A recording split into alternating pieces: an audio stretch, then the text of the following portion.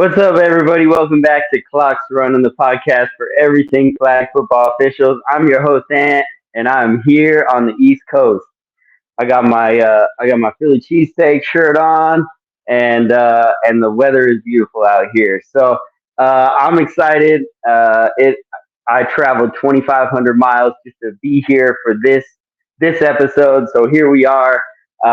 Big show plan. I just want to bring the guests on right away. So of course we got the legend himself, Petty Pat. What up? What up, though? All right, you got Dion in the background. Okay, I see what energy you on. All right. We got Lance from the worst coast. What up, Lance? Wow, you make that move, and this might be the last one here. Then how about that?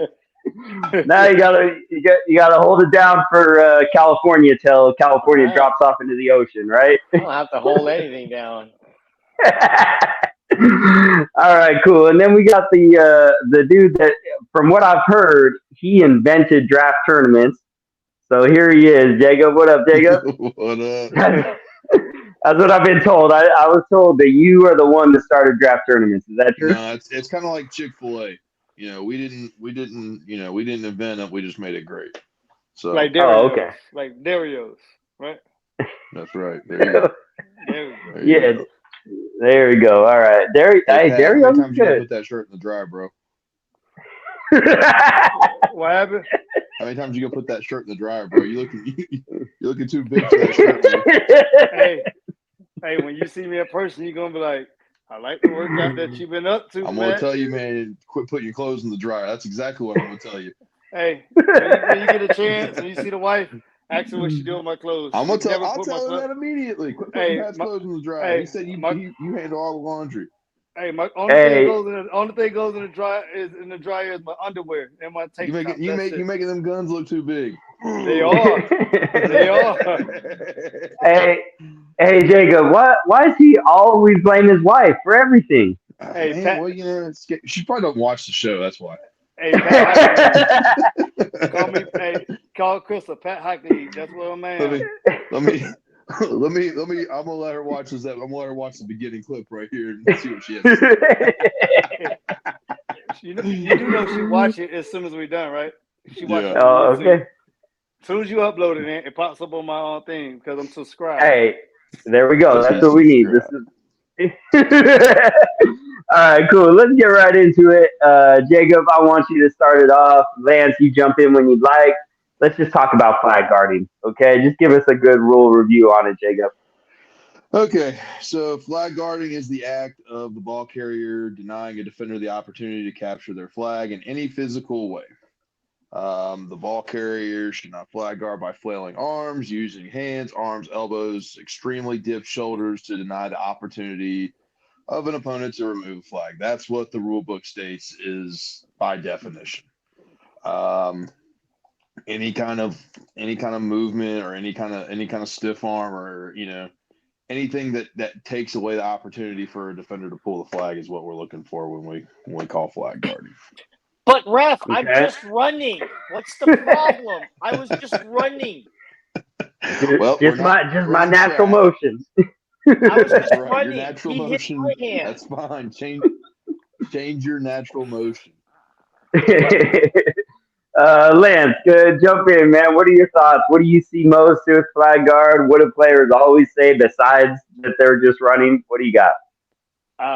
That they didn't do it, and when they didn't do it, and that either I'm picking on them or whatever, and like I have a vendetta against a certain player because I was called flag guarding. I'm like, well, there's a reason why I keep calling you specifically flag guarding because you don't understand the concept. So Yeah. I think one of the challenges a lot of people have is outside of the running motion is especially for players that come from a tackle world. Your natural instinct is to push away or stiff arm or um, you know bat hands down, and that's obviously a form of flag guarding. There are so that's why it's very, I don't want to say difficult, but the challenge for many tackle coming from the tackle world for players is that concept. And once they figure that piece of it out, it takes them a couple of times. They'll figure it out, but it does take a little bit for them to actually figure that piece of the game out. Yeah, but Lance, when you're on the line of scrimmage, that's not your call, right? You can't call a flag guard from the line of scrimmage, can you? If I see it, I call it. I don't care where I am on the field. Okay, my bad. Pat, anything you want to add about flag guarding? Hey, they made an excuse. That's my dip arm. That's the arm that I put down on the ground. I'm not flag guarding. I'm dipping. Bullshit. You're putting your hand down to avoid the defender from grabbing your flag, and your arm is straight down where your flag is at. Sorry, flag guard. It is what it is. But yeah, that's their main thing, especially these dippers when they come into contact football. I mean, flag non-contact, yeah. They're notorious for the flag guard. I'm dipping, I'm dropping my arm because to brace myself so I don't fall. Well, that's a flag guard, sir. But that's all I have when it comes into that flag guard situation. Yeah, for sure. Or that's not your angle. Yeah, yeah, definitely. Yeah, so Jacob, situation happens with a quarterback that likes to sidearm it, and they happen to, with the ball, with that sidearm motion, make contact with the rusher. What's your call? What's your judgment call on that? Man, I think it kind of just it depends if they're truly throwing the ball and they've been throwing the ball like that all day. I'm gonna give it to them, right? I need to see that's actually what you consistently do. You're not gonna get that call in my mind if you're at the last second, just try to yeet the ball sidearm when you've been have a normal traditional throwing motion. Yeah, I'm gonna hit you with a flag guard if you do that. But if 98% of the passes you've been throwing have been, that goofy under sidearm thing where your arm's coming way down, then yeah, that makes sense. But it's all about judgment, and you're looking for consistency. Lance, thoughts on that? You agree with what Jacob said? It's all about what you see. And I will say that we always try and give the benefit of the doubt to the offensive player, regardless. It's one of those. It's the nature of the beast. I think the one thing that we also have to consider is there's tendencies for some QBs or runners. They're making a move. They put the ball on their hip, and defender tries to pull a flag, and they knock the ball out. I mean, we're going to go back to where we started because that's 2 penalties, one on either side. It's a flag guard plus an illegal touch. I'm just going to go back, and everyone's going to cry, but you just wasted, 45 seconds of just running around like an idiot. So I keep telling people, just when you're in traffic, put your hands up, hold on to the ball with 2 hands, and you'll be fine. Yeah. I mean, I kind of feel like there was a period of time where everybody in flag was holding the ball up in front, and it seems like that's kind of gone. Pat, do you notice that it's just more of the dips that's created that, or why are people now just making it easier to call a flag guard? I would say because they always want to say, well, the number one rule is nobody calls a strip. That'd be the biggest thing. Well, in our league, they don't call stripping, so when we push the ball out, they knock the ball out of our hand. So we bring the ball down to protect ourselves or the ball from being knocked out. But that's pretty much the only thing that I hear from the men and the women when it comes into that. But when going into the throwing motion, what Jacob said, only time I give them a benefit of the doubt if the quarterback is like 5'3" or 5'4" and the rusher is like 6'4" and they have to throw the ball sidearm, I get it. You know what I'm saying? But when a quarterback is 6'4" and the rusher is 5'3" and you start throwing the ball sidearm, yeah, I'm not giving you that call at all. You know what I'm saying? Because you're trying to draw, contact with the defender or whatever. So I like how Lance put it, and then I like how Jacob described it as well. But I always go off the quarterback height and the rusher. But now both same height and the quarterback, the rusher or defender arms are up in the air and the QB have to throw a sidearm, I get it. But when the rusher arms are down and you try to throw sidearm just to get the ball by the defender, yeah, you're trying to protect yourself or draw a foul on the defender. So it's a judgment call for me when I look at that situation. So Lance, now that you're slinging the rock on a weekly basis in your league, are you are you trying to use your lack of height to your advantage when the rusher's taller than you? You trying to pull that get a roughing the passer call, or what do you do? I've never decided to try to get a roughing. I'm more concerned about actually being able to throw the ball accurately. I don't care about the one thing that I have learned is a lot of the guys are telling me don't don't worry about the rush. Go through your reads, throw the ball, and let it rip. Don't worry about the rush. The rush is going to come no matter what. If you have to make a move, you're going to hit it. Thankfully, I have people that are this is week 2 this past week.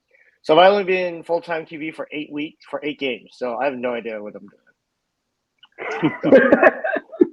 How far back are you taking snaps, Lance? I'm only He's taking that it like 10 to 12 yards. I'm like 7 because we don't have. I'm one of the few that can actually snap at 10, so I can't really snap it to myself. But I'm taking it 7. And I try, yeah. It's fun. It's learning. I think one of the neat things is being when we are in a 4-man crew and I get to stand behind QBs like a Nick, like a Rel, like a Mark, like a Trunky. I get to see what they see, and I'm like, throw the ball. I'm like, oh my God, that window's so open.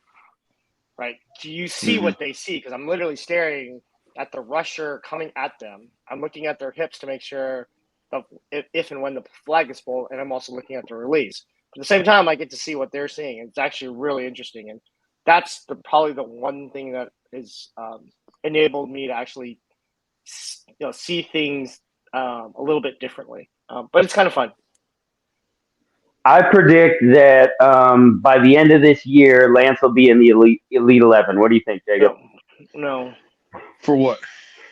For a quarterback, he just said he's better than Trunky, than Nick, than Mark. He just said he was better than all of them. I did not say that. Damn.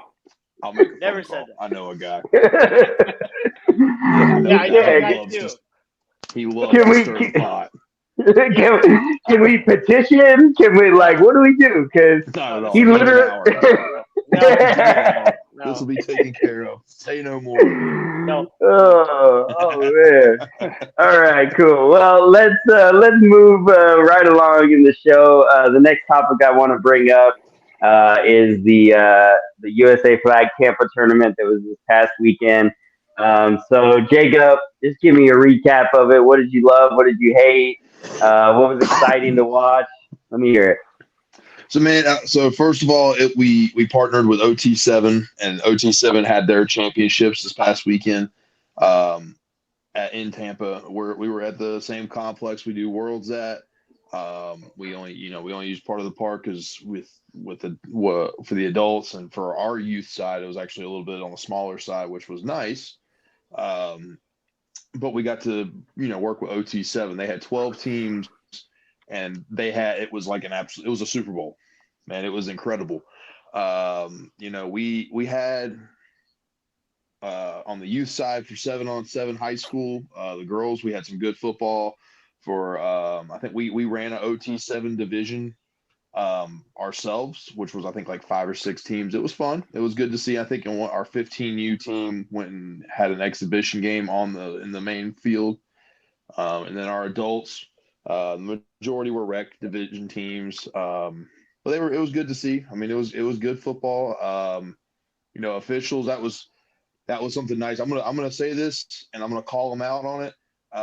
USA Flag officials were in better uniform than the OT7 guys. and we were, those were the guys that were on NFL Network. I saw guys over there wearing gray shoes, not wearing belts, little things like that. Those were supposed to be the top dogs. But hey, anyways, so Pew, pew, pew. I'll tell you, our guy, I made a point to talk to our folks and say, hey, this is what we're gonna do. If you're not gonna do this, you're not gonna work. And they came ready to work. So I definitely appreciate that. It was a short, simple weekend, man. There weren't many issues. We can get into the issues if you want. We can talk about. Hey, get messy, Jacob.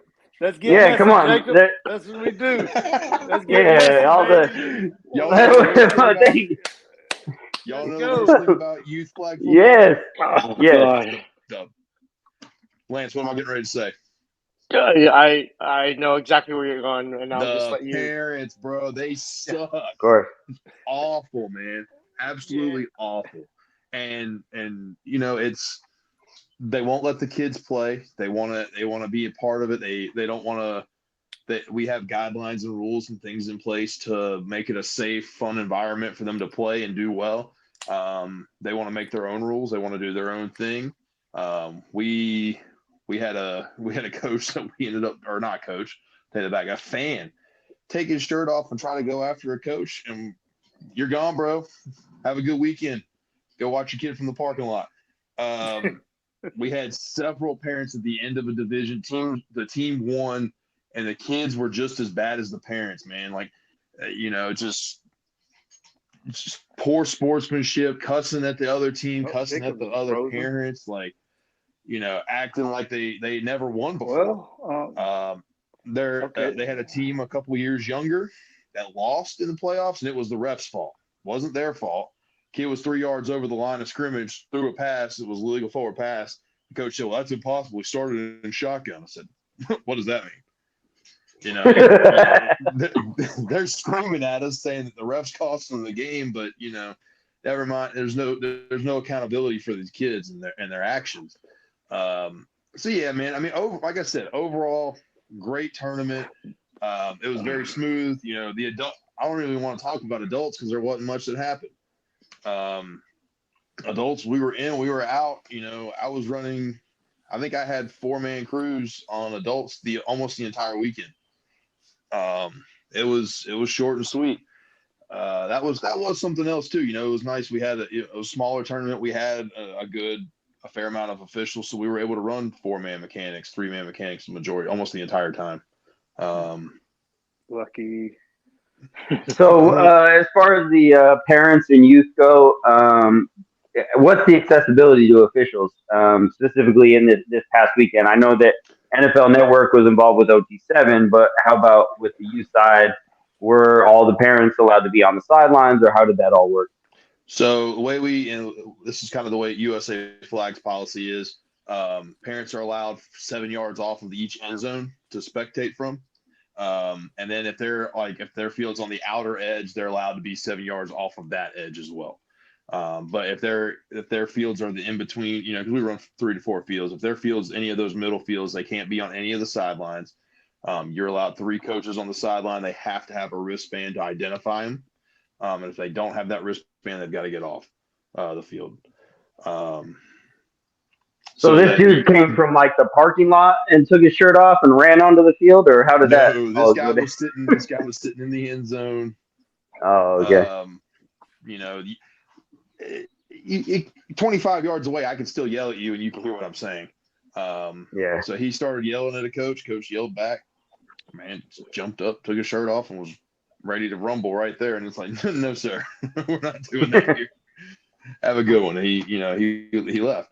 But ultimately, like I said, man, it's parents wanting to be involved and live vicariously through their kids, and not accept the fact that they're working at the Dollar General and not playing football anymore. All reality, I don't know what people do. I don't know what people's lives are, but all walks of life try to do this, and they try to live through their kids, and man, it's so bad. Let your kid enjoy their life. Let them enjoy the game. Let them figure it out for themselves. Obviously you need coaching, you need the tools there, but let them figure some things out. They miss a flagpole. Let them be frustrated themselves. Don't get frustrated and say, oh, well, they missed it because of he flag guarded 5 yards down the field and the kid is running with his hands on his head. So yeah, well, I got to call my cousin after this show and apologize to him. He works at Dollar General, so I don't know why he no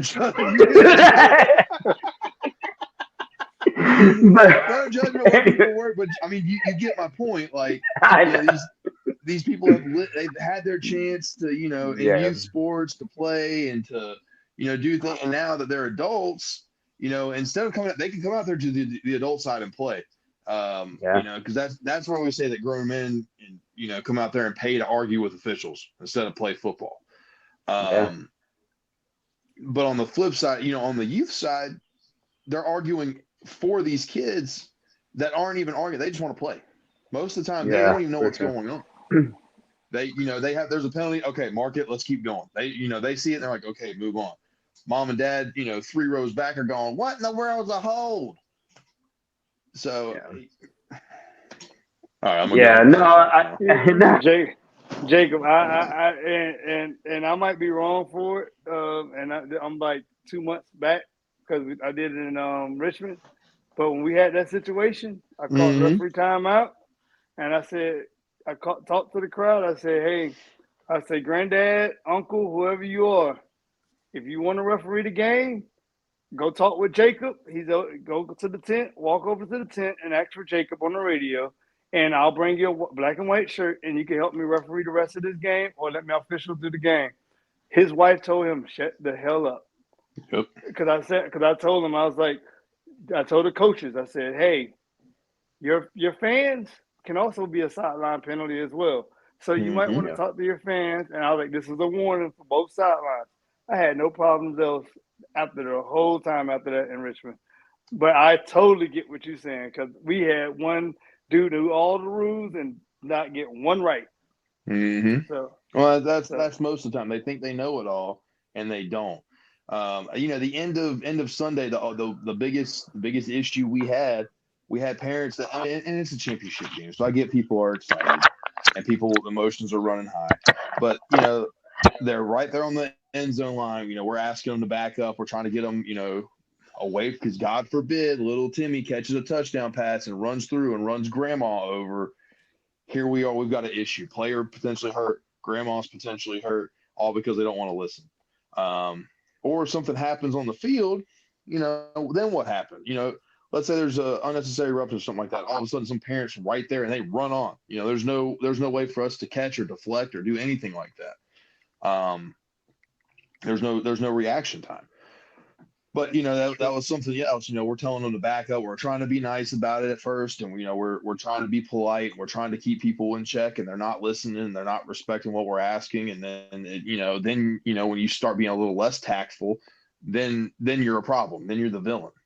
And frankly, y'all know me. I don't have any problem being the villain.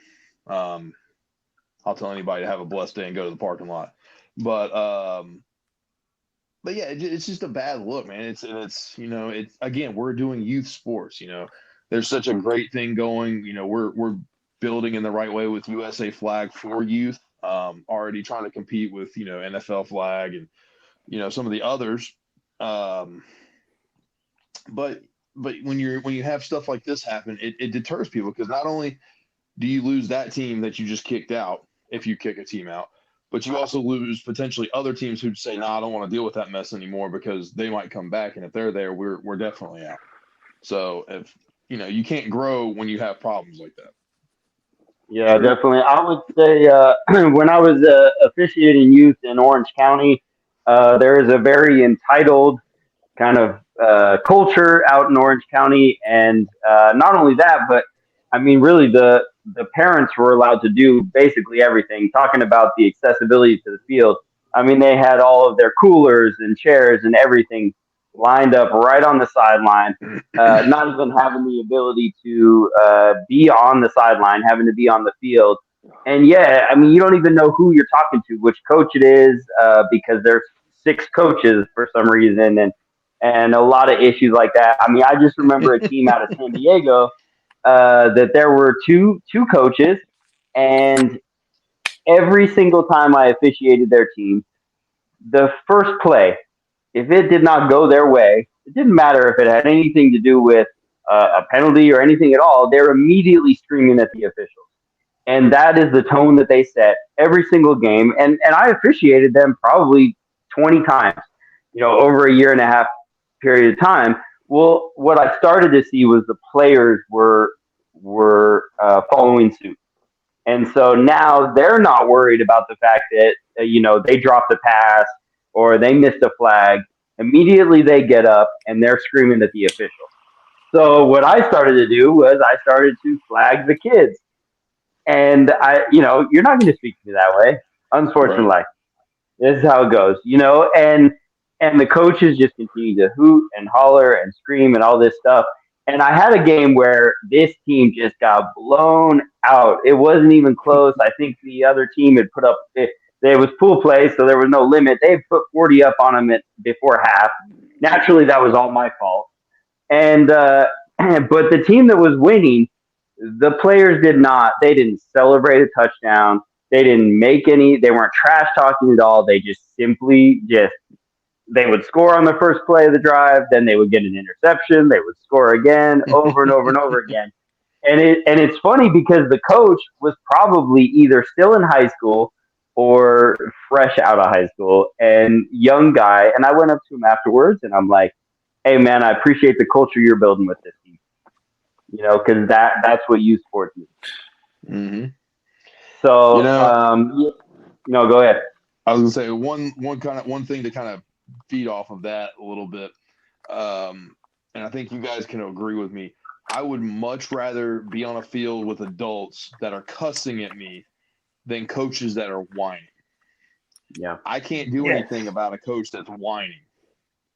When someone cusses at me, I have something I can do. I can take care of that, But the whining and the complaining and we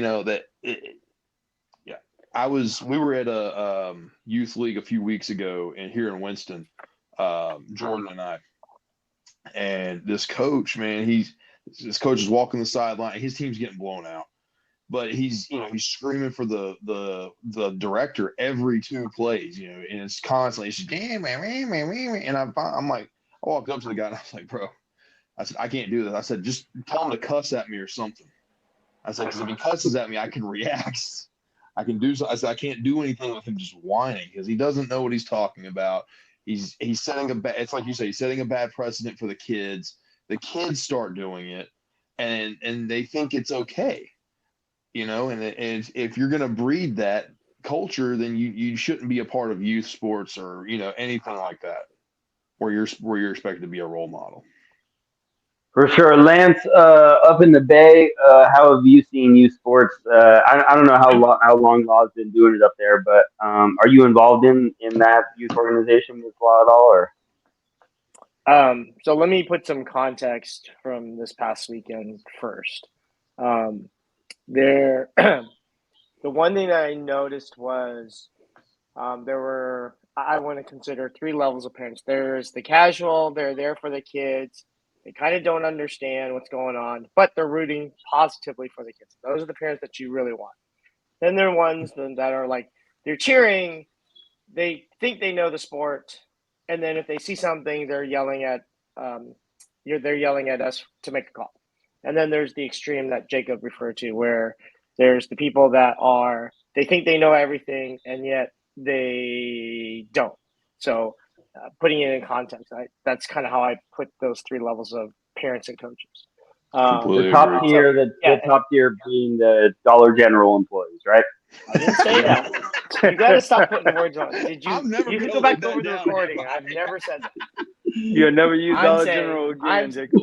Hey, you know what? Oh I my guarantee you, there are some people in tech jobs that are very much Are the same just way. as bad. Just as bad, or even I would consider watch your them mouth. worse because I'm a tech guy. your Watch your mouth, Lance. I'm a tech guy. I'm saying watch So your is mouth, it. sir. No. What I'm saying is, from suburbia, I think they're even worse. Oh, for sure. I think they're worse. Anyways, to answer your questions on, it's not as bad. I think so. United Sports just started doing youth NFL youth. They had two sites this past season. In the fall, they're going to bump that up to 8 sites out here in the Bay Area.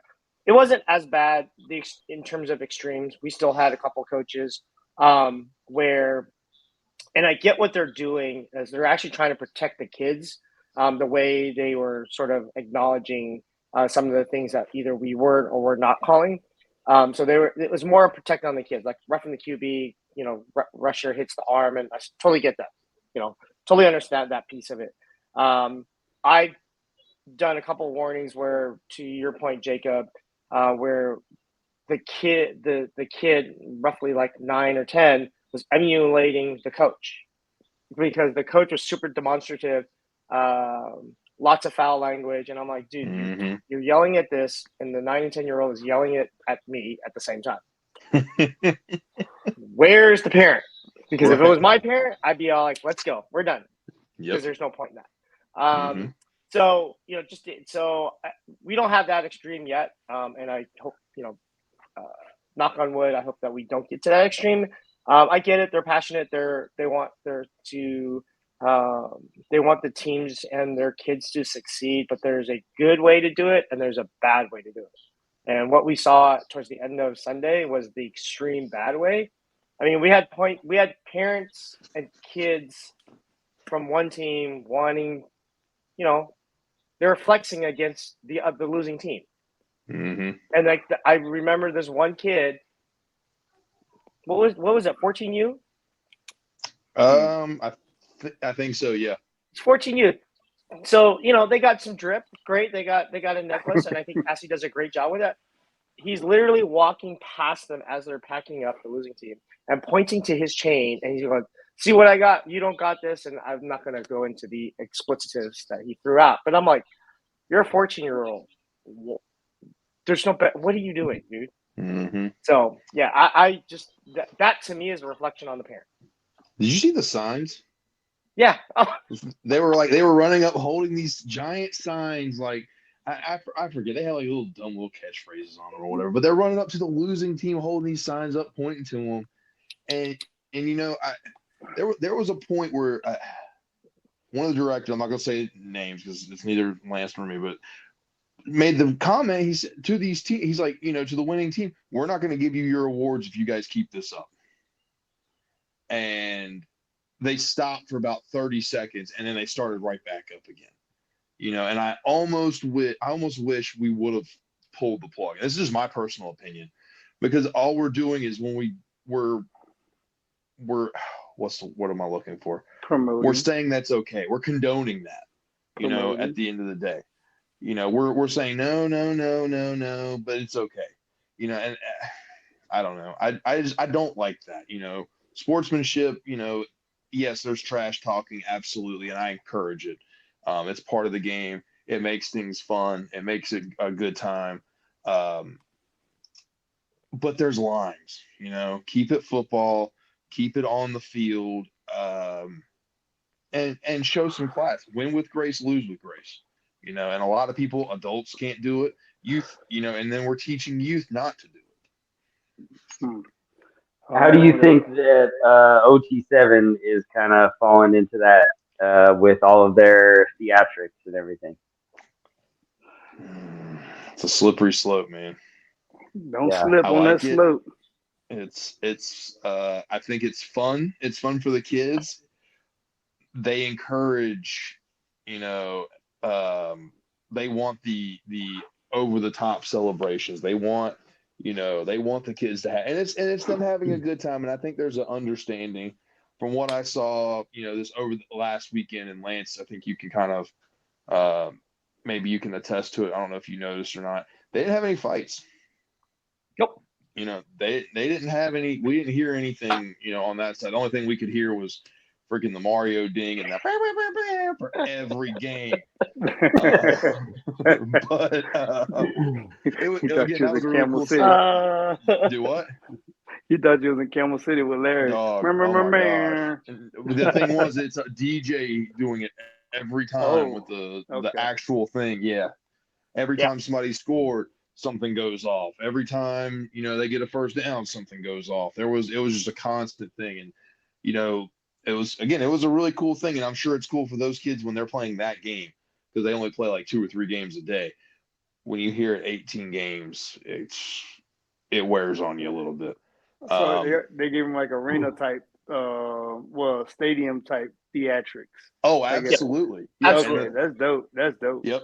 They had it fenced off for them. Nobody but the teams and the teams and the coaches and staff had access to the fields, and they had security at every point to make sure that nobody got on the field. They also have a very heightened awareness of the potential for fights and things like that. So much that we were on Friday night speaking with the owner briefly, just introducing ourselves and kind of having a little introductory. They were in the last minute of one of the games, and he's constantly turning his head back, and he's like, "Hey, sorry." I said, No, you're good. I said, "I understand what you're doing." I said, "You're making sure no one's going crazy out there." And it's exactly like that. He's, they're all very aware of, the fact that some kids' emotions can get the best of them and they can pop off. So I think done properly and the mentality set for these kids. I think also the fact, like with OT7, a lot of those kids are 5-star recruits. So they understand that if they screw up, their college scholarships are on the line. Yeah. So I think they're taking, the fact that, hey, if I get, head top pause, it's not the end of the world. Just, the other kid's gonna celebrate. We're gonna move on. If something happens, let them celebrate, move on. When I do something good, I'm gonna celebrate, and we're gonna move on. And I think that's where we lack in the adults, especially. Is people can't acknowledge that there's a self-celebration happening, and people can't say that they keep it to themselves and celebrate to themselves or to their team. That's where we see a lot of the fights and a lot of the flip gets switched, where the second you look at a defender and say, or call him a bitch or whatever, then it's game on. Yeah, I would say in the handful of sevens tournaments that I did the last couple years, there really weren't many fights at all. But the trash talk is extremely excessive, and there's a lot of theatrics. I mean, literally, you get head topped, and the entire team is coming around that kid, going like this in their face, and nothing happens. It just moves on. But there is, because of how quick the game is, how you score on every drive, either way, that other team is bringing their offense on, and you can't spend too much time trash talking. There is nothing, absolutely nothing that's going to stop that clock, and it is continuing to run.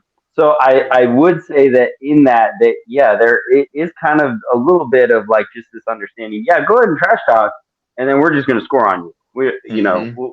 We'll just keep going. The only, I would say, there were a couple tournaments that I did where they didn't do a good job of regulating who was on the sideline, and that's when fights would start to get, or something would start to get out of control. Is it would be somebody's uncle or somebody's grandpa that had been drinking too much, and he sees his relative get head topped, and then he wants to start saying stuff on it. Oh, you can't do that to my, this or that, and that's where things would get out of control. So I think the players have a lot more to lose because they do have a future in football. They are looking for scholarships and everything like that. The other thing I want to bring up is, from my understanding of how you explain this, it sounds like this is exactly what me and Joe talked about last week. That should be done with having a clock visible, having the championship me and Joe got a lot of flack for this, but I just want to bring this up right now. If OT7 can pull it off, and their national championship was a wrap field, it was protected, you saw the clock, there was all this going on, and they had 2-man crews, right? Or did they have more than? But they only had 6. They had 6 officials on the field, a 7th running the clock. And they only had one field, right? Huh? Only one field. They only had one field. Yes. So they could do that. Yeah, not 18 fields. They had I'm telling you, man, they had so OT7 staff for this tournament for one field was bigger than USA Flag's national staff for Worlds. For one field, 12 Crazy. teams, bigger staff than what we run our Worlds with 1,000 teams. So, look, man, you got me all tizzy. There we go. Get messy, Justin.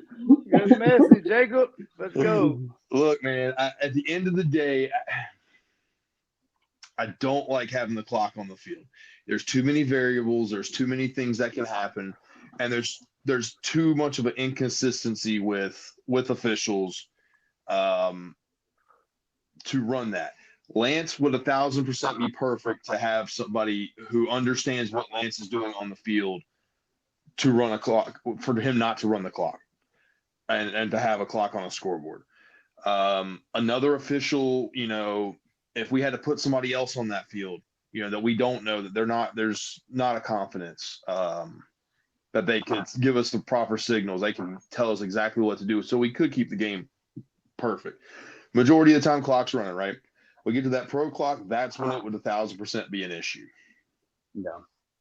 So yeah, no, and I say it happens. I get it. Yeah. And when I first started running a league, that was one of the big things I wanted to do. Was I spent hours trying to find a scoreboard that had a clock that I could run manually and have like a little remote.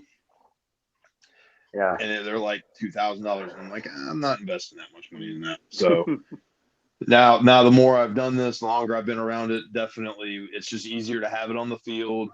Have your white hat have control of the clock, have them, talking to the players, communicating. It's like we talk about every meeting and every time we get on the field, guys, it's communication. The more you communicate, the better off these teams are, and they're fine with that. Yeah. Lance, correct me if I'm wrong, but for the Continentals last summer, was that communication with the person that was running the big giant jumbotron? Did that work out, especially when it became a stop clock? No, not at all. It was very, very, very challenging. Because the problem is you don't have someone running the clock that isn't official per se. You have someone that's just hitting the button.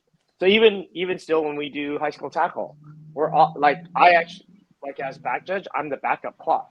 So I'm actually running, and basically my white hat will just ask me, "Hey, are we even close?" Because we're off by like 7 seconds, so we're good.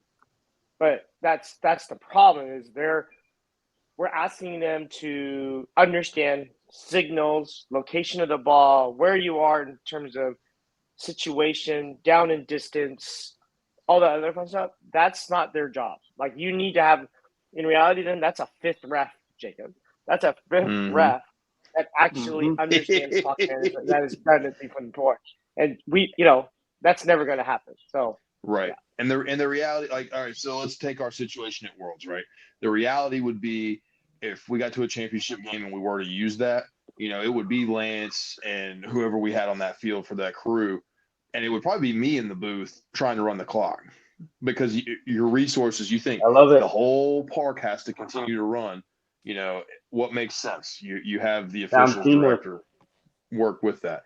And, what if, God forbid, I get pulled off in the middle of the game? Then all of a sudden we got to go from we're at 8 minutes left in the first half, clock all of a sudden stops and everyone goes, huh?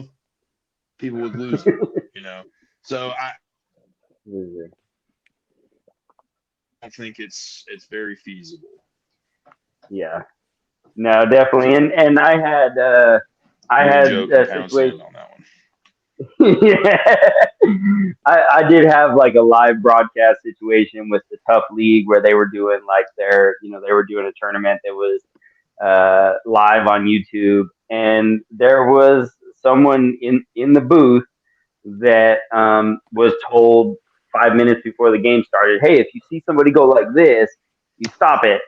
If you see someone go like this, you keep it going. And she was constantly in my ear asking questions. So like a team scored and then we're on the other drive where the team's going the other way and she's in my ear saying, did they score 1 or 2? Was that this? Was it? And all these things. And so it became very confusing for me where I just finally was like, mine's not working. I think my battery's dead. So no, I get it completely, Jacob. I don't know. I just like the theatrics of OT7, and I know Oh, it's definitely.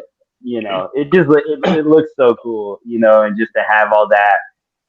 But I don't know. Maybe the men aren't ready for it. Maybe it's something that down the road, the up and coming youth and the next generation of flag football, maybe they can manage better. But yeah, I think the pro men players right now that it would cause so many more issues. Like it's not gonna get They better. didn't stop it here. It's supposed to run here. What are we doing to this? Why are we not running? Yeah, I'm not. I think like we can cover half. Like, what's the other thing people ask for? Well, what's the score? Yes. Hey, like, look, there's the Yeah. score there. Yeah, Scoreboards right. would be great. Like, Yep. yeah, Yeah. I get it for championship. We post it on the board, and if you want to have a live video feed, I don't care. Or you want to do something That where would be cool. you keep the score, yes, but not the clock. Mm-hmm. Yep. I mean, That would you definitely just be get you just get one of those little flips, with the No, points, and I someone have just. no, one. I have one. no. I Bring bet it you to won't the bring it for draft, the Tony. draft. Because hey, Yeah. who's flipping it? Not me. Me. You're right. I just have to Jacob. run over there after every touchdown and flip it. Championship game would be dope with the flag with the flip scoreboard. We gotta go. I gotta go. I gotta go. Yeah. Get the score. Oh man. Oh, man. Okay. All right. So let's keep it moving. We talked a lot more about Tampa than I expected, but Sorry. just one. No, hey, we're good. Lance, I just want to ask you this question. As far as sevens goes, there are so many versions of sevens. Do you have any explanation of that? I mean, there's NERSA, there's AFFL, there's Screen, there's OT7 with passing league. There's just so much going on. Any explanation of why that is? No, because we don't have it here, so I don't care. No, we have high school sevens. We do have high school sevens out here. I get asked to try and work those games, and I'm either traveling for USA Flag or I'm doing something else, and it's but it's the same thing with respect to people thinking that their rule set or they can make a better rule set versus anyone else, so they try to tweak it to over tweaking, and I'm like, well, why would you change that? It's kind of like we take these rules and use them. I don't know. It's there's a lot of formats, and now with high school sevens, which is different than sevens for high, sevens flag for high school girls is different than sevens boys, which is touch, which is different than sevens screen that USA Flag runs, which is different than sevens AFFL runs. So yeah, I have a headache just thinking. Which is different than OT7, which is different than the Yeah, sevens it's different than small NERSA field, sevens, and which is which NERSA, is different than NERSA. than Yeah, man, it's Yeah. this. I will say that this past weekend with sevens and Lance, I think only had to really work. You only worked what the adult seven screen on Sunday. Sunday, and I helped out the last two games on Saturday, just because of the That's right. Yeah. just That's helping them support them. But yeah. Uh-huh. So we ran 3 different sets of rules for sevens, and we almost ran a fourth for one game because we had the adult screen, we had our youth seven screen, which we basically just kind of compounded the two of those into one. The girls were used to playing nurse rules. We said, hey, it's essentially going to be the same thing. We run halves instead of quarters. And then we had the OT7. We had our own OT7 style. It's just a lot to keep up with. And fortunately, we have good enough officials that they can keep up with everything we're doing. So. Yeah. Lance, is there a one in particular you prefer that you like as an official, or you don't play sevens at all, do you? I don't play sevens, and I don't do enough sevens to actually comment. Yeah. So I mean, like Jacob said, I helped out late afternoon Saturday on sevens, and then we did playoffs and championship with sevens on Sunday, and like that ran super smooth. Like I was all like, we're in and out. I kind of wanted to say, Jacob, what's the problem? I'm like, I don't understand what the problem is. We're gonna go. Let's go. So, but there was no problem. I had you run it. I'm like, what's the problem here? We're gonna finish on time, so we're good. So speaking of problems, I want to bring Pat in and talk to us about AIDS women's contact. I know that you've been busy with that lately, so just fill us in about how things have been going with that. Well, I just want to say thank God the season is damn over. Shit. This weekend we did the 8 women's contact playoffs up in Durham, and I would say it was eventful. You had a lot of upsets. You had some teams that I'm not going to say that they was playing possum or uh, keeping some of their best players for the playoffs, but they actually did, and they showed up when the time was necessary. The only issues that I would say I had at the beginning, but I was blessed to have a 4-man crew, instead of a 3-man crew, which I allowed it to the captains and the coaches before the game, for each game. I briefed them on as far as things that wasn't probably seen in the regular season will be caught during this game. The referees had no dog in this fight. We're here to officiate a game and give you all a fair opportunity to play. And we got a zero tolerance for any disrespect to any of the officials. That goes for the coaches and the players and also the fans. We had a pretty good day, solid day, besides the 93-degree heat, but we had a pretty solid day. But my big take from, I would say, it goes almost back to the youth. You have a lot of these men coaches that are trash, and I'm gonna be straight up honest. You have some really great players that are really good, but you have some trash ass coaches that want to be coaching women, and you can tell by the product of the team. The team is a direct reflection of the coach, and they don't understand that. Granted, I was coaching women's 3 years ago, and like I told you, the team that won the championship was the team that I coached 3 years ago. Haven't been around these women forever, but the issue is the team is a well-oiled machine. But you have some teams that coaches can't even win at all, and they have an issue with the officiating being great, or they don't have a clue of what the calls or what the foul is, and they think it's supposed to be something totally different than what they eyes or what they see. So, I had Baker, brought Baker in. I had Justin, and then I had one of my guys, Corn, controlling the line. I had Baker as my as far as my deep wing slash short wing. I had Corn watching the line, and I had my young guy Justin, as my slash back judge. And we did an outstanding job covering all issues. And as the white hat, I was next to the quarterback, and protecting the quarterback only. So, but things that I did see that I didn't see in the regular season, I couldn't catch the hands to the face. I couldn't catch as far as the holding the call. We couldn't catch some of these things because we was only 3 officials and we couldn't see everything, but we caught everything. And the coaches, man, that's home cooking. Mind you, I stay in Fayetteville, North Carolina. You have a Fayetteville team telling me I'm giving a Durham team home cooking, but my referee stays in Winston-Salem. So that was the biggest issue. But you also had the coaches or the sideline saying some radical things about the officiating and these type of, the officials don't know what they're calling, but they don't even know the rule.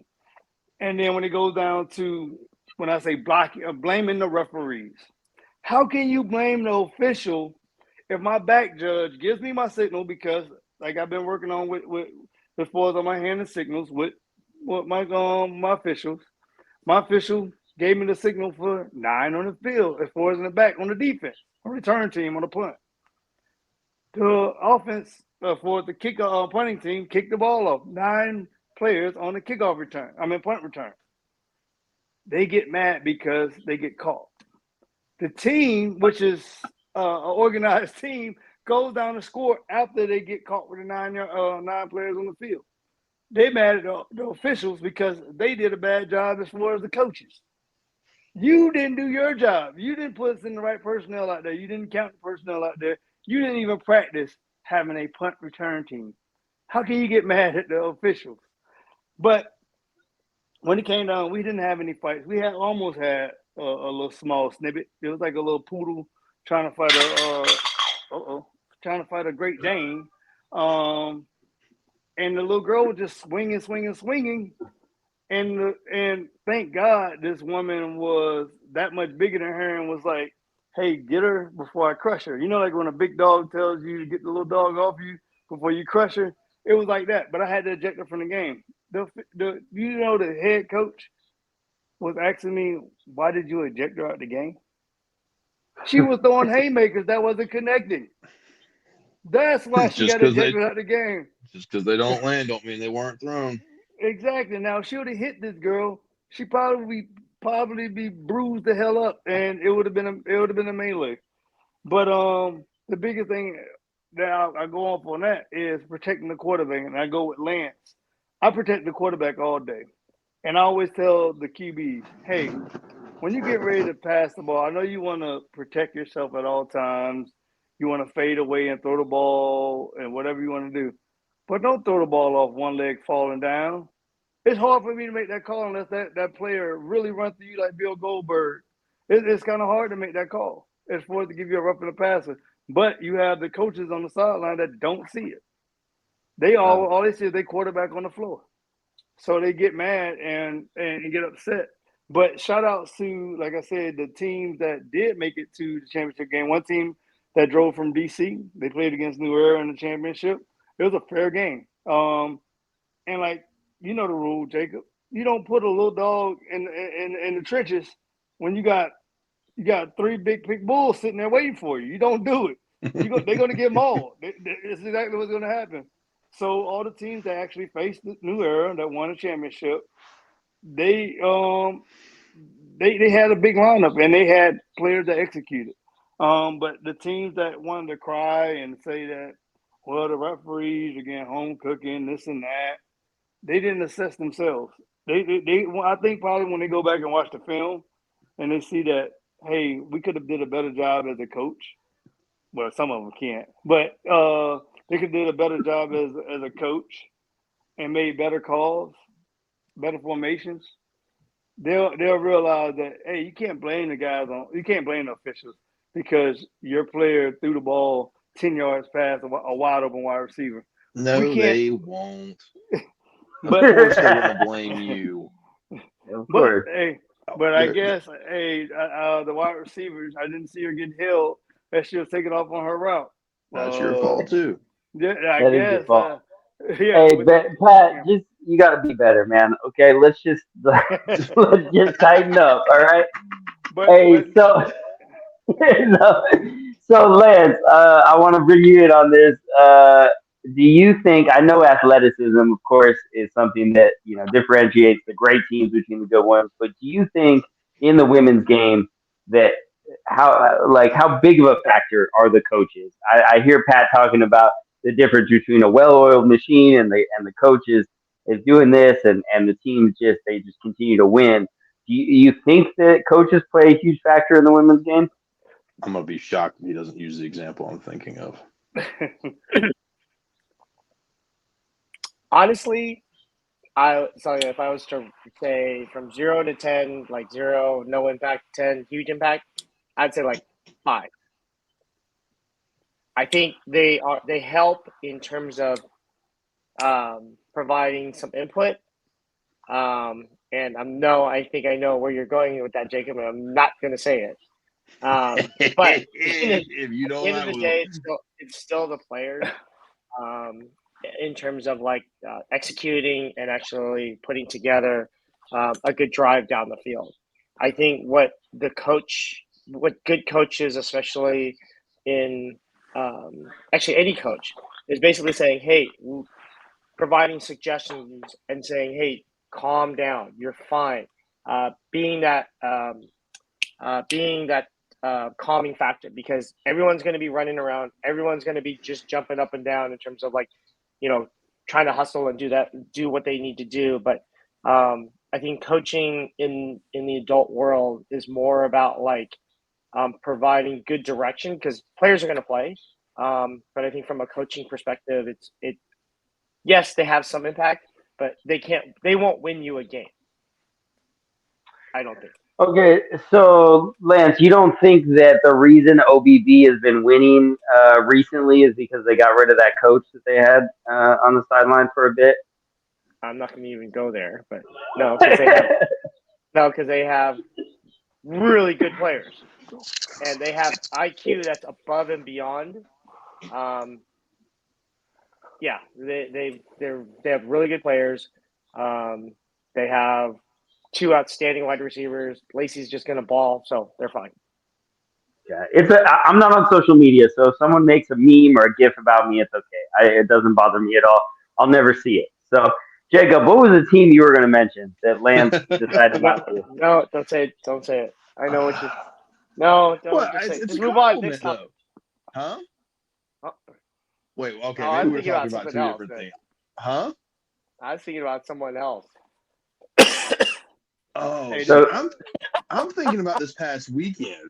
Oh It's no, trying I to be was even thinking messy. about this. It's trying to I be was messy. talking We about. need these ratings to go up. Be messy. Let's go. Hold up. Wait, when were you talking about? I was talking about when we were in. Where the hell were we last? Tampa. No, San before Tampa. Antonio? Yeah. San Antonio. Do we have issues? Who? No, we didn't have issues. I'm just saying. I'm saying a player, coaches, and a team, and to go to Ant's question about how much of an impact does a coach play on a team, whether or not they're successful or not. We'll have to talk after this. I was gonna brag on so we had a team come out this past weekend. The quarterback was a senior in college. She was awesome. That team was awesome. Right. And that's what I mean. That's where I was going. Oh. And the rest of the team were all college freshmen. And these girls, they made it to the championship, and they played Lady Venom, and they lost by what, like 3 or 4? 8-6. They lost 8-6. So they had a great coach. They had no coach. Yep. They didn't have the right flags. They didn't have the right flags. They had a parent had to go buy flags for them. They didn't have this is the third tournament together as a group. Most of them are from Georgia. Else. And they just worked. And I was all like, wow. And we're like, come play, keep playing. You're so close. So close. And I hope they go to Nashville because I want to see them play. They're so good. Absolutely. And the thing is and like Lady Venom, they came to play too. They were both of those teams. I can't remember what the other team's name was. It's Team T squared? No, something like that. But both teams through pool play and through bracket play they were running through everybody. They were I don't think they had a single game go to a pro clock except for that championship. So no, I think coaches matter. I think coaching matters. I think positive, productive coaching matters. Though that's to Pat's point and to Lance's point. There's a ton of toxic, washed up players that think that, oh, I can't play I couldn't hash it as a player. I'll go coach. Trash.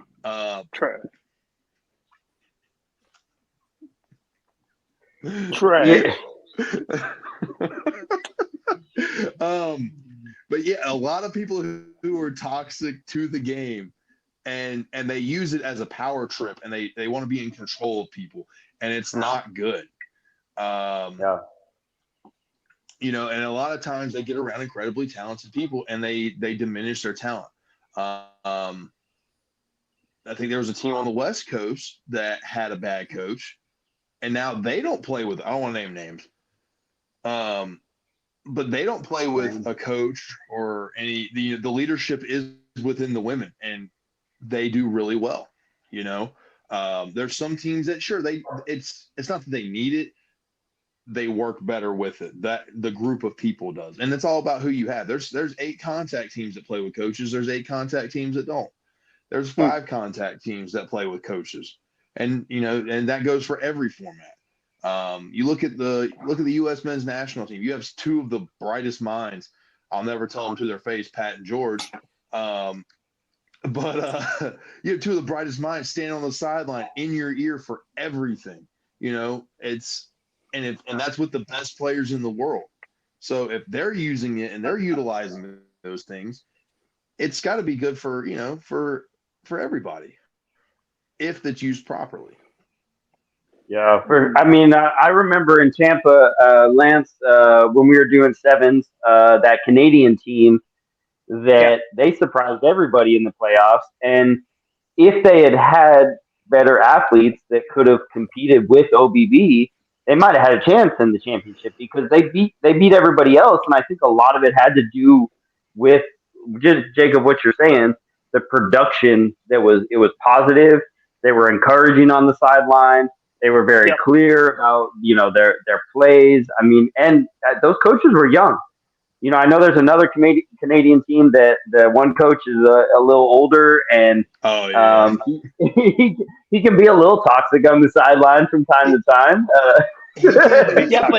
But I wouldn't throw him in that boat necessarily. No, absolutely. I will take him as a coach over a bunch of these guys. That's because you guys don't speak French.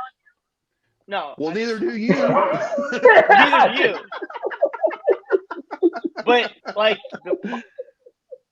he'll get on you being a ref or a player, but then he knows how to calm it down, and then he says, "Okay, no problem, easy." Like he just wants to understand what you saw. Like he'll say, "Would no illegal contact?" I'm like, "No, because of this." He goes, "All right, fine, perfect, move on, next play." Right. Yep, that's exactly how he is. And I love, I met him in Tampa 2 years ago, and then I got to do I got to work all the IFAF material last summer, and he was always there. And I love just watching him watching his team prepare, play.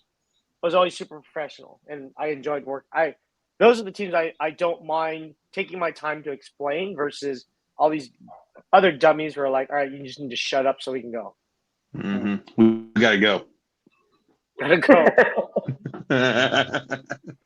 Well, Lance, Jacob, I appreciate you guys both ducking the smoke and not naming names. Pat, I know I can count on you to be able to say exactly what's on your mind, so I appreciate that, Pat.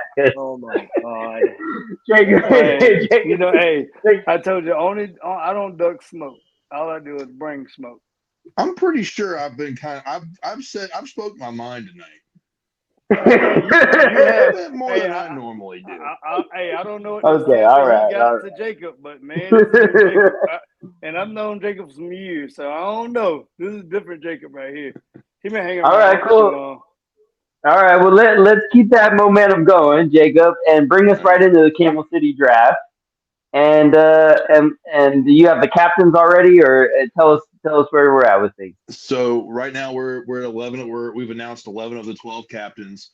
We wrapped up with 108 players on the nose. Ironically, people baffle me. We've gotten probably 8 to 10 people who hey, can we still get in? Can we still get in? When we originally shut it down, we were like, hey, we're 11 teams. That's a healthy number. We're okay with that. And our wait list jumped up 9 immediately, the day after. So we said, wait a minute, we were able to call, our good friends over at the Carolina Drip Shop. Going to give them a shout out, Arel and Chenard, for taking care of our uniforms for this year again. We called them up, said, hey, is there a possibility for us to be able to get a 12th set made in time? And, they were great to work with. They got that taken care of for us. So we're able to add a 12th team and get to 108. We've still got a little bit of a wait list. I believe the last captain will be announced tomorrow. Krista does a really great job at getting all that out and getting it out in a time to keep things hype and keep people excited and keep people engaged. But this is my favorite time of year. This is my favorite tournament. I think this year's going to be just as fun as last year. The difference is last year we had a bunch of seasoned vets playing. This year we have, I would say, probably 45% of the board is new players that we haven't seen before. I'm gonna take you on 60, Jacob. There's a lot of new players. So I'm actually pretty excited to see how this works and how some of these vets. We have some new captains too, so we don't know how people are going to pick. You start to see a trend with some of the usual suspects who sign up and how they want to pick their teams and stuff. And a lot of people, it's nice to see that they don't play buddy ball anymore. Some of the other captains, we've seen that in the past where they try to pick who they're comfortable with versus getting out of their comfort zone and picking somebody that they normally wouldn't pick. But no, it's gonna be a good time, man. I'm really excited.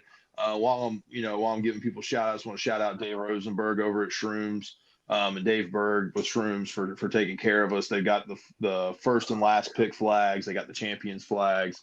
We got some pretty cool prizes as well involved. And I'm not going to say what they are because they haven't been released yet, but some pretty dope stuff.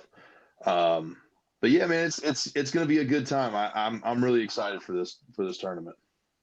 So, Jacob, I heard that Chad Bex called Pat personally, and he's going to bring Pat out of his 7th retirement for this draft tournament. Is that true? I mean, I wouldn't put it past him, but if Pat wants to do that, he's going to get put on the wait list. I'm going to tell y'all right now, hell to the no. Nah, it's going to be a pretty good day. It's always fun to see because I think he's won the last. He won the last one. He's won 3. He's going for a second 3-peat. So he's won 3. We'll see what he can do. It's fun to watch him pick and who he ends up with. So, is there plans in the future to try to pull off a women's draft tournament in Camel City? A what? Say that again. A women's? A women's, yeah. It's impossible.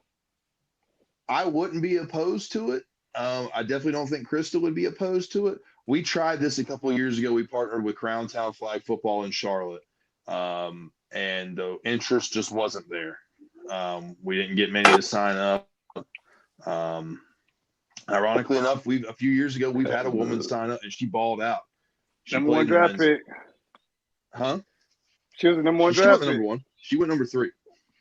Oh, did she? Oh, okay. Yeah, she went number 3. Yeah, she. But she's a great ball player. She's a very smart route runner. She's quick. She's got good hands. But she played in the men's league, and they treated her with respect, but they treated her accordingly.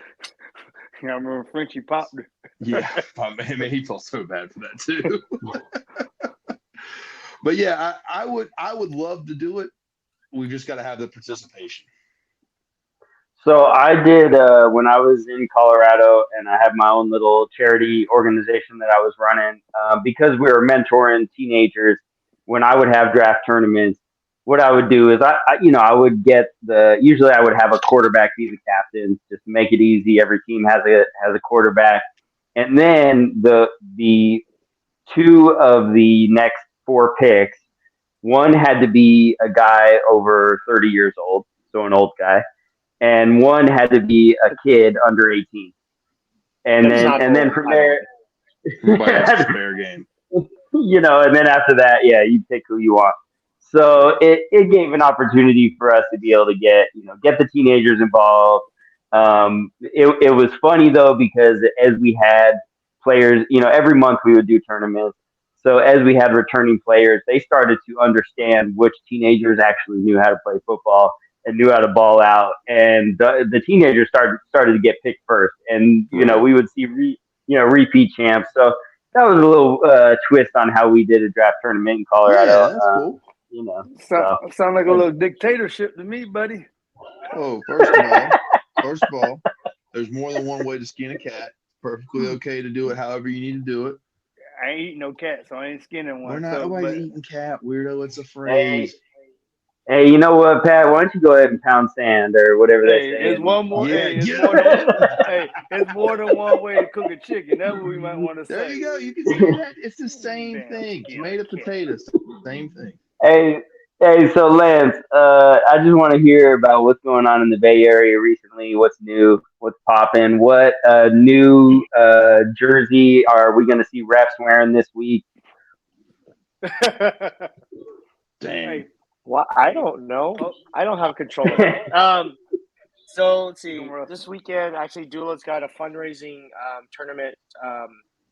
Actually, Saturday for both men's and women's. It's basically what he did was he put together a women's travel team. So he's trying to fundraise for that.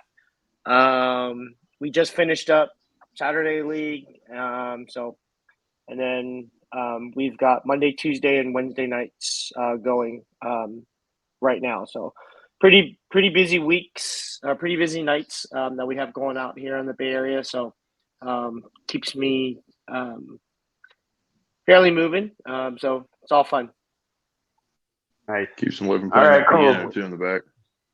Yeah, yeah. All right, so let's get down to it at the end. I just want to give you guys a chance to share some final thoughts. Petty Pat, start us off. Floor is yours. all right. So all I got going forward before the draft, I got to warm up with Body Armor up in Charlotte. That tournament is going to be fairly quick, smooth, or whatever it is. But I'm looking forward to the draft tournament. I ain't gonna lie to you. It'll be the first year I haven't played in the draft tournament since 2019, and now as an official, it's gonna be great to be able to be an old head now and actually see the new product that's gonna be out there. And that's really it, man. I mean, I look forward to it. Like how Jacob said, every year we look forward to the draft tournament because it's different. Nobody does the draft tournament, and I'm gonna stand 10 toes down on this. Nobody in the United States does on the draft tournament like Camel City. I don't give a fuck who you are, how you take it. I don't care. If you we don't need all quarterbacks and in the first round. Everybody don't need a quarterback. It's all about GM skills. That's why you a captain. So if you can't draft a team, you shouldn't play football. You should be a cheerleader. And that's all I got to say. Because Stone Cold Pat said so. Good God. That's why you're up there tonight. Good Lord. All right, Lance. I know you've seen plenty of dual draft tournaments, and you could probably disagree with all that Stone Cold Pat was saying. But any final thoughts for us, Lance? I've never participated, so it's hard for me to compare. I think so. I'm not lying. You probably have it great, but I just can't compare because I've not participated yet. There's a yet in there, Jacob. Maybe one of these days. I don't know. Come on, man. Come play. No, hey, Lance, don't play. Don't take Nah, a come on, man. come No, officiate. I'm not Come playing. officiate. No, I didn't Do say not play. I said I'll work it. I would work You it. can work by all means. Final thoughts. I mean, I think this is the next 2 weekends are actually a nice weekend for me because I'm not traveling, and then in July I will be nowhere near home every weekend. So, just some final thoughts. I mean, just keep balling. Like, just play the game. Don't worry about all the external shit. To kind of what we talked about. If you're a coach, be a coach. Don't be a whiner. Just be a coach. If you're a parent, if you're a parent to a youth player, be a parent. Be supportive. Don't worry about what the refs say. Do you yell at the refs consistently like that on TV when you see they're screwing up and we see it? Like I can see, I'm like, that's a bad call. But I don't yell and scream. Don't. Just be, be a parent. So those are my couple final thoughts. Nice, Jacob. What you got? Man, I kind of want to echo, a little bit of what both guys said. I talked at the beginning, kind of got on my high horse a little bit about youth and about how toxic it can be because of the outside noise and obviously I was thinking about it just a minute ago, using the Dollar General joke.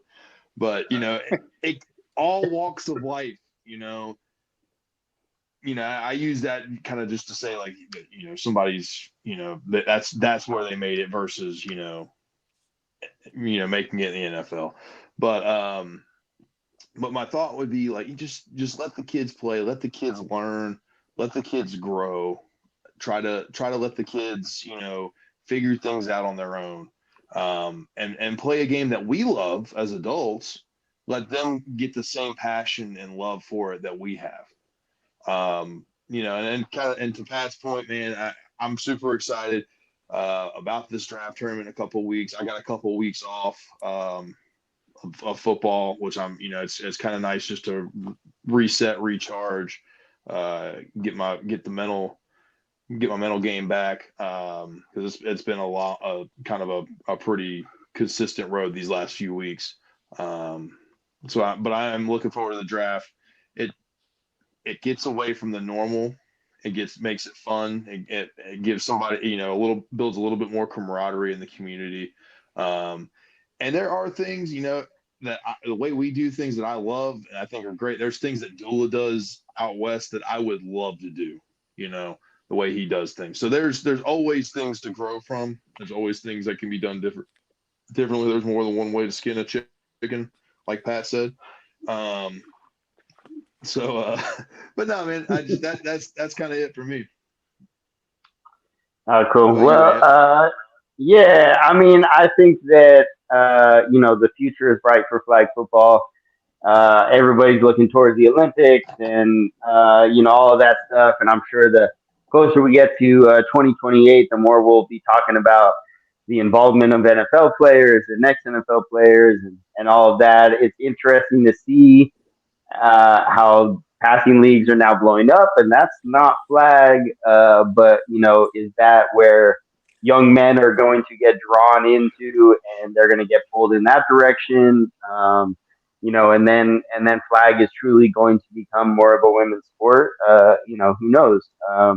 But it's exciting to see. It's exciting to be a part of. I'm excited for Nashville. Just watching clips and highlight films and stuff from San Antonio, seeing YTG and the Bears. I'm hopeful that is another rematch that we get to see in Nashville, along with teams just coming from all over. I've just been hearing a lot of buzz about Nashville, so I'm excited about that. I'm excited to be out on the East Coast and just kind of give me and my family a fresh start, new beginning, and that's a beautiful thing. So outside of that, I appreciate you guys joining us tonight. Please like, subscribe, follow. We are on YouTube. We are on Spotify, TikTok, Instagram, Facebook. We are all over the place, but you won't see us if you don't follow us. So you got to start there. And so when you watch something, watch it a few times. It's no big deal. Just listen to it a couple times, and share it with your friends, So, we have fun doing this. I appreciate people officials being able to come from all over the country. If there's an official you want to see on this show, reach out to us. Tell us why they should be on this show and why their opinion matters and what they have to share with us. I'd love to hear it. So please give us feedback. We definitely want that. So that's it for tonight. Thank y'all.